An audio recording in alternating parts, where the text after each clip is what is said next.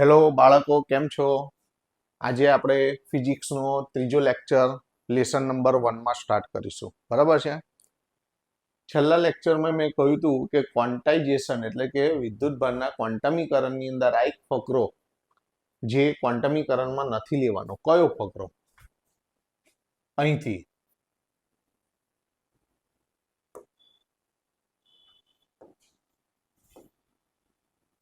જો, અહીંથી શરૂ કરી અને અહીં સુધીનો આ ફકરો આપણે ક્વોન્ટમીકરણમાં લેવાનો નહોતો.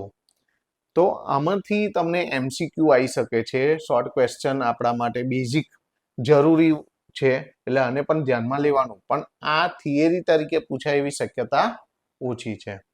હવે જો, પહેલા તો એક કુલમની વ્યાખ્યા છે. તો પહેલા તો એક કુલમ શું છે? તો એક કુલમ શું છે? તો વિદ્યુતભારનો એકમ છે. કુલમ શું છે? વિદ્યુતભારનો એકમ છે. સારું, તો હવે એની વ્યાખ્યા લઈએ.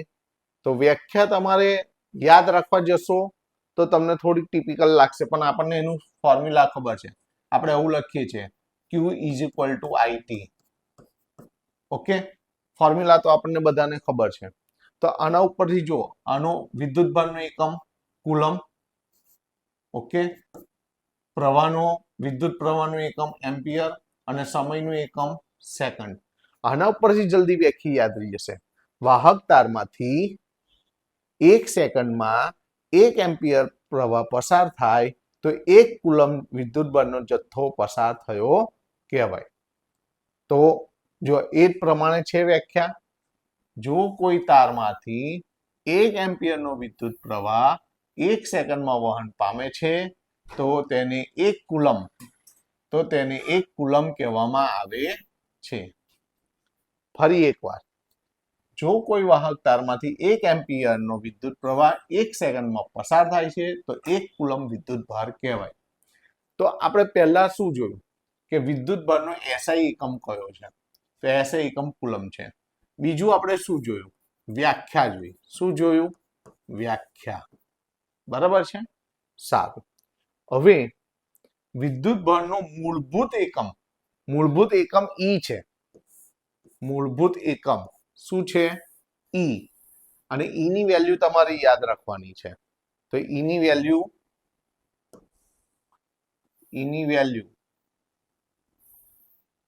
જો કેટલી છે? 1.6 ગુણ્યા 10⁻⁹ કુલમ. ત્યાર પછી ચોથા નંબરનો મુદ્દો, -1 કુલમ વિદ્યુતભારમાં કેટલા ઇલેક્ટ્રોન હોય છે? આ જો MCQ માં આવી શકે. MCQ, okay. તો MCQ તો -1 કુલમની અંદર 6 ગુણ્યા 10⁸ ઇલેક્ટ્રોન હોય છે. ઓકે, તમને થાય કે આ કેવી રીતે આવ્યું? તો આ -1 કુલમને E વડે ભાગી કાઢો તો તમને આ વેલ્યુ મળી જશે. વિદ્યુતભારને Q ભાગ્યા E કરો, આ Q કહેવાય, આ E કરો, આ બેનો ભાગાકાર કરશો એટલે તમને આ વેલ્યુ મળી જાય. -1 કુલમ. તમને આ કેમ મેં શીખવાડ્યું? તમને ડાયરેક્ટ આ યાદ રાખવાનું કહી દીધું હતું. આ જ રીતે એક્ઝામમાં તમને કે -2 કુલમની અંદર કેટલા ઇલેક્ટ્રોન હોય? તો માઇનસ અહીંયા ગાડી 2 ભાગ્યા E કરવું પડે. 2 ભાગ્યા E કરવાથી કેટલા ઇલેક્ટ્રોન? તમને કે -4 કુલમમાં તો 4 ભાગ્યા E કરવાથી તમને ઇલેક્ટ્રોન મળી જાય. ઓકે, તો આ પણ MCQ માટે અગત્યની લાઈન છે. ઓકે, હવે એના નાના એકમો આપણે જોવાના છે. વિદ્યુતભારના નાના એકમો. નાના એકમો તો નાના એકમો કયા છે? એક માઇક્રોકુલમ છે. માઇક્રોકુલમ એટલે 10⁻⁶ અને મિલીકુલમ એટલે 10⁻³ તો વિદ્યુતભારનો આ ફકરો તમને ક્વોન્ટમીકરણની અંદર ના પેરેગ્રાફમાં આપેલું છે. એટલે જ્યારે તમે NCERT માં ક્વોન્ટમીકરણ જુઓ છો તો આ જે ભાગ છે એ ક્વોન્ટમીકરણની અંદર લેવાનો નથી. જો આ મુદ્દો આપણે ક્વોન્ટમીકરણમાં લીધેલો છે, ખબર છે ને, મેક્રોસ્કોપિક ને માઇક્રોસ્કોપિક મહત્વ એનું, અને આ ઉદાહરણ છે એનું. ટૂંકમાં આ જે ફકરો એની વચ્ચે હતો, મેં તમને એવું કહ્યું છે, જો લાસ્ટ લેક્ચરમાં જોજો કે આ ફકરો આપણે પછી ભણીશું. પણ આ ફકરાની અંદર ફરી એકવાર શું જોયું કે વિદ્યુત ભારનો એસઆઈ એકમ કયો છે? કુલમ છે. કુલમની વ્યાખ્યા કેવી રીતે યાદ રાખવાની? સૂત્ર તો યાદ છે જ આપણને, Q = IT. તો વિદ્યુત ભારનું એકમ કુલમ, પ્રવાહનું એકમ એમ્પિયર, સમયનું એકમ સેકન્ડ. એટલે વાહક તારમાંથી 1 સેકન્ડમાં 1 એમ્પિયર પ્રવાહ પસાર થાય તો 1 કુલમ વિદ્યુત ભાર કહેવાય. આના ઉપરથી જ વ્યાખ્યા થઈ ગઈ. પછી ઈ શું છે? વિદ્યુત ભારનો મૂળભૂત એકમ છે. વિદ્યુત ભારનું મૂળભૂત એકમ ઈની વેલ્યુ યાદ રાખજો, 1.6 × 10⁻−19 કુલમ. આ એક અગત્યનો એમસીક્યુ છે. -1 કુલમમાં કેટલા ઇલેક્ટ્રોન હોય? 6 × 1018. કેવી રીતે મળ્યું આ? તો 1/E, Q/E કરીએ તો ઇલેક્ટ્રોન. લો સાઈડમાં ફોર્મ્યુલા લખી દઈએ, નંબર ઓફ ઇલેક્ટ્રોન. તો નંબર ઓફ ઇલેક્ટ્રોન એટલે Q/E. તો અહીંયા ગાડી Q 1 અને E એટલે 1.6. તમે કરશો અહીં 1/1.6 × 10⁻−19. 1.6 છે. ચલો અહીં પોઈન્ટ નથી થતો, દેખાતો નથી, તો 1.6 એટલે 16/10 થાય. તો 10 ને ઉપર લઈ લો. ઓકે, તો હવે તમે આ કરશો તો અહીં જુઓ 1 ઘાત ઓછી થઈ જશે. એટલે કેટલી થઈ જશે? અહીંયા ગાડી આ -18 થઈ જશે. ઓકે, તો 1/16 કરો અને આ 10 ની -18 ઉપર જશે એટલે 10 ની +18 થઈ જશે. અને 1/16 કરશો એટલે તમને આ મૂલ્ય અહીંયા ગાડી 1/16. અહીંયા ગાડી 1 ઘાત ઓછી થઈ, -19 છે, ઉપર જાય. 1 મિનિટ, આપણે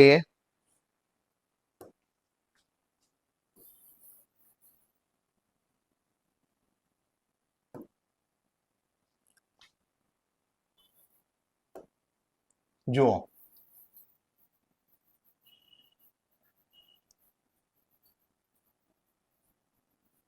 આટલું જોઈએ. ફરી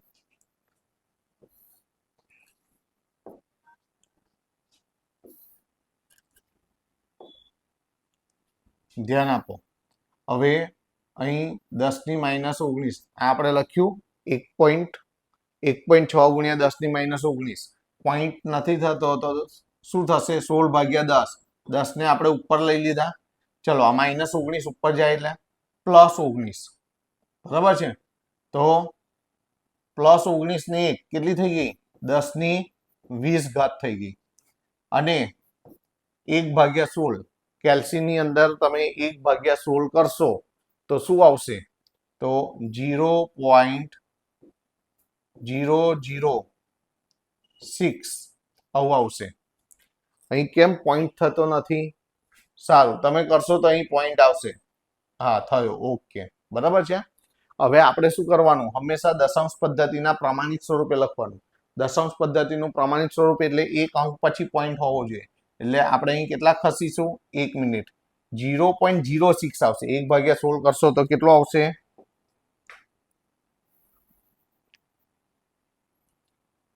0.06 આવું આવશે. હવે આપણે દશાંશ પદ્ધતિના પ્રમાણિત સ્વરૂપે એટલે 2 અંક પછી પોઈન્ટ કરીશું. તો 2 અંક પછી પોઈન્ટ કરીએ આપણે આમ, તો જમણી બાજુ ખસીએ છીએ તો 2 ઘાત ઓછી થશે, તો 10 ની 18 આવી ગયું. જુઓ, તો આ એક શોર્ટ ક્વેશ્ચન છે, બરાબર, MCQ માં પૂછાયો છે. એના નાના એકમો કયા છે? માઇક્રોકુલમ અને મિલીકુલમ. માઇક્રોકુલમ એટલે 10 ની -6 કુલમ ને મિલીકુલમ એટલે 10 ની -3 કુલમ. ચલો આ પેરેગ્રાફ આમાંથી શોર્ટ ક્વેશ્ચન, આખી થિયરી તરીકે પૂછ્યો શું? વિદ્યુત ભાર વિશે સમજાવો. તો વિદ્યુત ભાર વિશે સમજાવો તો અથવા તો વિદ્યુત ભારનો એકમ લખી તેના નાના એકમો વિશે માહિતી આપો તો આવી રીતે પૂછે. અત્યાર સુધી આવું કઈ પ્રશ્ન પૂછાયો નથી, પણ આપણને એક લાઈન બધી ક્લિયર હોવી જોઈએ. તો આ પોઈન્ટ ક્લિયર થઈ ગયો. ત્યાર પછીનો પોઈન્ટ જોઈએ.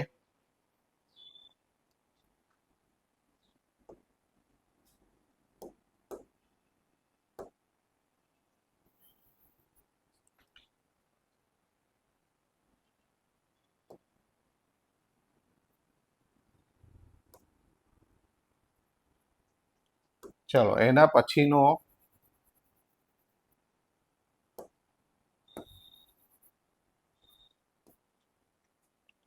શું થાય છે, કેમ જતું નથી, કશો વાંધો નહીં. ચલો હવે આપણે એના પછીનો પોઈન્ટ જોઈએ. તો એના પછીના મુદ્દાની અંદર ઉદાહરણ માટે તો આપણે અલગથી મૂકેલું જ છે. ઓકે, તો પ્લેલિસ્ટની અંદર તમે જોશો તો તમને ઉદાહરણ પણ લાઈનસર બધા મળી રહેશે. અત્યારે આપણે થિયરી પર કોન્સન્ટ્રેટ કરીએ છીએ. ઓકે, હજી એક મુદ્દો આપણો પૂછાય એવી શક્યતા ઓછી છે, પણ આપણું કશું રહી જવું જોઈએ નહીં. વાહકો અને અવાહકો, આ આવી ગયું. 1 મિનિટ.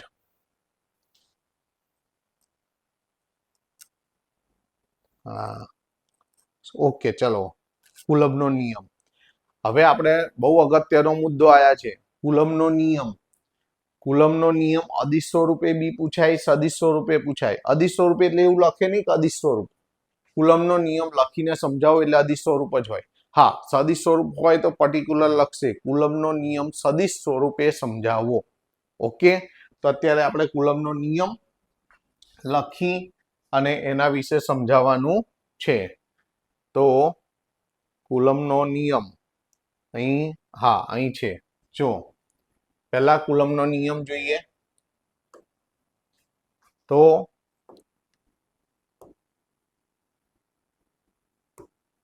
કુલમનો નિયમ ક્યાં આપ્યો છે?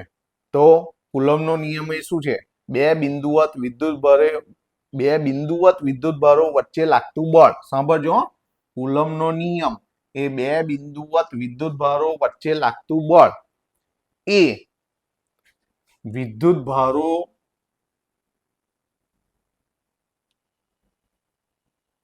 જો એ વિદ્યુત ભારો વચ્ચેના અંતરના વર્ગના વ્યસ્ત પ્રમાણમાં અને બંને વિદ્યુત ભારોના માનના ગુણાકારના સમપ્રમાણમાં હોય છે. આ વ્યાખ્યા થઈ એટલે એનો સિદ્ધાંત નિયમ થયો કુલમનો નિયમ. કુલમનો નિયમ એ બે બિંદુવત વિદ્યુત ભારો વચ્ચે લાગતા બળ એ કેવું હોય છે? બે બિંદુવત વિદ્યુત ભારો વચ્ચે લાગતા બળને કુલમ બળ કહીએ છીએ. એ કેવું હોય છે? તો તેમની વચ્ચે બંને વિદ્યુત ભારો વચ્ચે જે અંતર હોય છે એના વર્ગના વ્યસ્ત પ્રમાણમાં હોય છે અને બંને વિદ્યુત ભારોના માનના ગુણાકારના સમપ્રમાણમાં હોય છે. પહેલો આ સિદ્ધાંત થયો. તો આ પહેલું લખશો તો પણ ચાલશે. આપણે જનરલી એવું બોલીએ કે કુલમનો નિયમ એ બે બિંદુવત વિદ્યુત ભારો વચ્ચે લાગતું બળ છે જે બંને વિદ્યુત ભારોના માનના ગુણાકારના સમપ્રમાણમાં અને તેમની વચ્ચેના અંતરના વર્ગના વ્યસ્ત પ્રમાણમાં હોય છે. આ થયો સિદ્ધાંત. ત્યાર પછી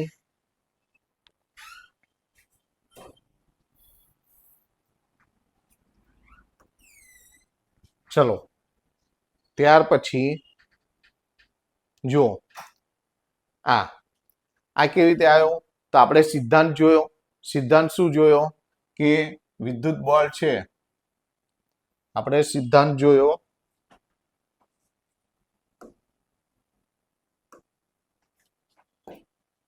જો સિદ્ધાંત શું જોયો?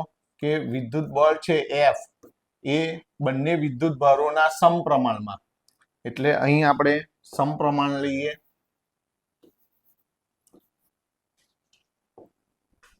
વિદ્યુત બળ છે એ બંને વિદ્યુત ભારો આપણે Q1 Q2 કહીએ તો એના સમપ્રમાણમાં અને એ જ બળ તેમની વચ્ચેના અંતરના વર્ગના, અંતરને R કહીએ, એના વર્ગના વ્યસ્ત પ્રમાણમાં, છેદમાં લખ્યું એટલે વ્યસ્ત પ્રમાણ.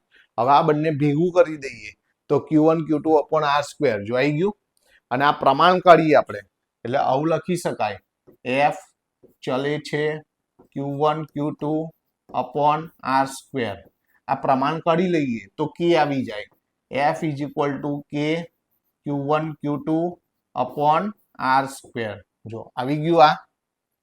હવે આપણે આ K નો ઉલ્લેખ કરવાનો છે.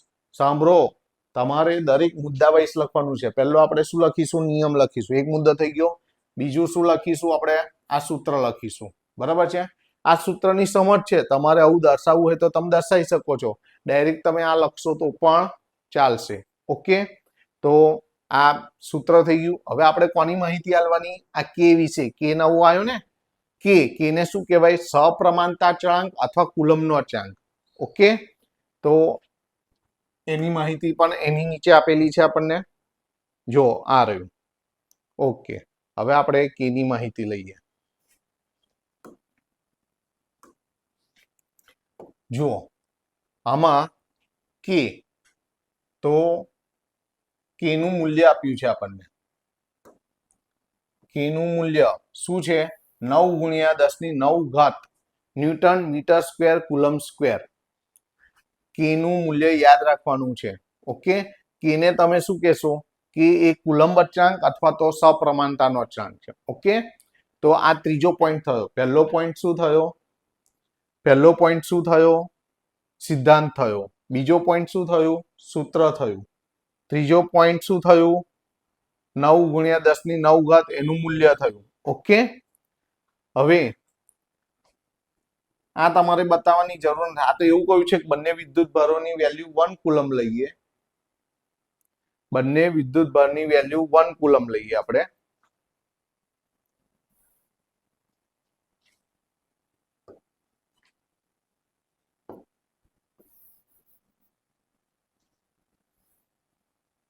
જો બંને વિદ્યુત ભારની વેલ્યુ આપણે, આ જે સૂત્ર છે આપણી જોડે, આપણી જો સૂત્ર શું છે? F = K Q1 Q2 / R². હવે Q1 Q2 ની વેલ્યુ 1 લઈ લઈએ. જો અહીં એવું કહ્યું છે, Q1 Q2 ની વેલ્યુ 1 લઈ લઈએ, R ની વેલ્યુ પણ 1 લઈ લો. જો આ ત્રણેયની વેલ્યુ 1 લઈ લઈએ તો F = શું થઈ જાય? K. અને K ની વેલ્યુ શું છે? 9 × 10⁹ બળ છે. બળનો એકમ શું થાય? ન્યૂટન. જો આ લખેલું છે, તો આ સમજાયેલું છે. ઓકે, ત્યાર પછી એટલે કેટલા મુદ્દા થયા? પહેલો સિદ્ધાંત થયો, બીજું એનું સૂત્ર થયું, ત્રીજું કે શું છે? તો કે કુલમ્બ અચળાંક છે અને એનું મૂલ્ય થયું. ઓકે, ચોથો મુદ્દો આ લખવો હોય કે એમાં Q1 Q2 = 1 કુલમ અને R = 1 મીટર લઈએ તો F = 9 × 10⁹ ન્યૂટન થાય છે. ઓકે, એટલે તમને એવું, એનો મતલબ શું થાય? તો 1 કુલમ જેટલો વિદ્યુત ભાર હોય અને 1 મીટરના અંતરે રાખેલું હોય તો એના ઉપર 9 × 10⁹ ન્યૂટન જેટલું અપાકર્ષણ બળ લાગતું હોય છે. અપાકર્ષણ કેવી રીતે ખબર પડી? જો બંને સજાતીય હોય એવું માની લઈએ આપણે. બરાબર છે? બંને ઉપર આપણે 1 + 1 કુલમ લઈએ તો. ઓકે, આટલું ક્લિયર થયું? ચલો એના પછી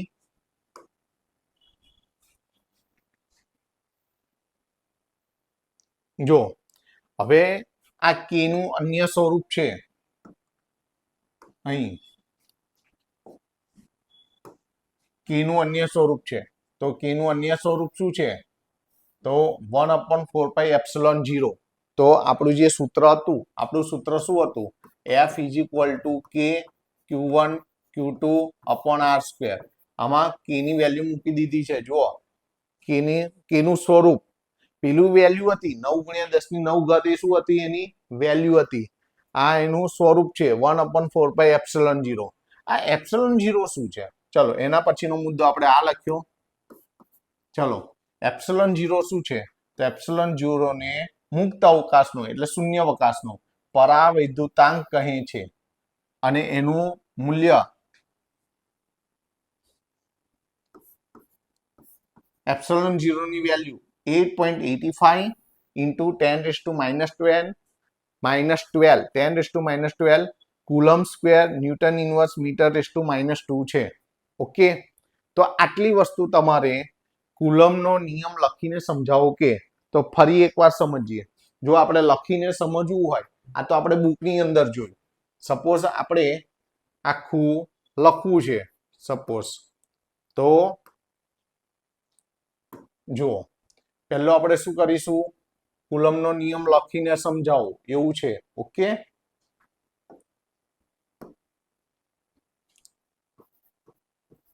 કુલમ્બનો નિયમ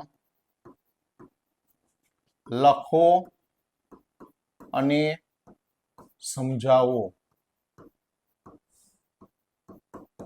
ચલો તો લખીને આપણે સમજાવીએ. તો પહેલા આપણે નિયમ લખીશું. તો પહેલો શું લખીએ? નિયમ. તો નિયમ શું થશે?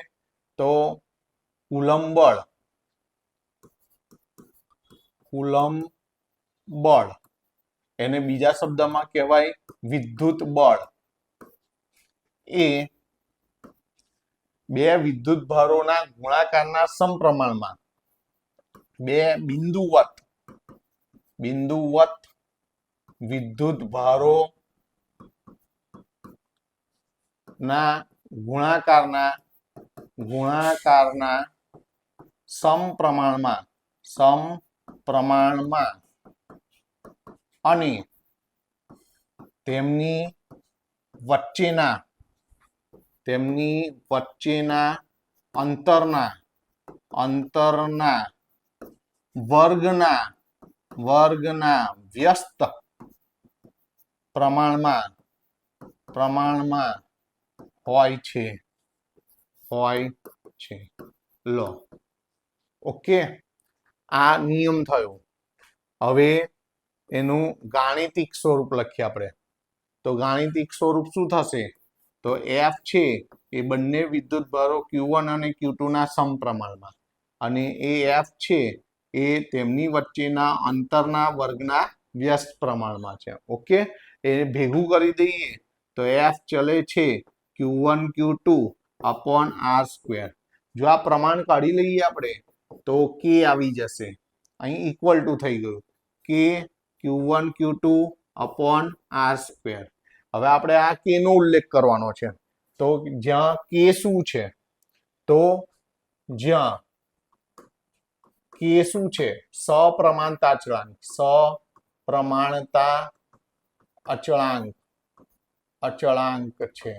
સપ્રમાણતા અચળાંક છે. બીજું શું કહેવાય? અથવા કુલંબ અચળાંક છે. કુલંબ અચળાંક છે. કુલંબ અચળાંક છે. ઓકે, ક છે અચળાંક. હવે K નું અન્ય સ્વરૂપ, તો K ઇઝ ઇક્વલ ટુ 1/4πε0, જ્યાં ε0 શું છે? તો ε0 એ શૂન્યાવકાશની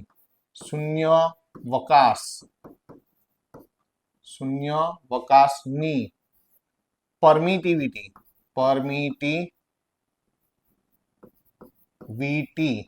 ગુજરાતીમાં પરાવૈદ્યુતાંક.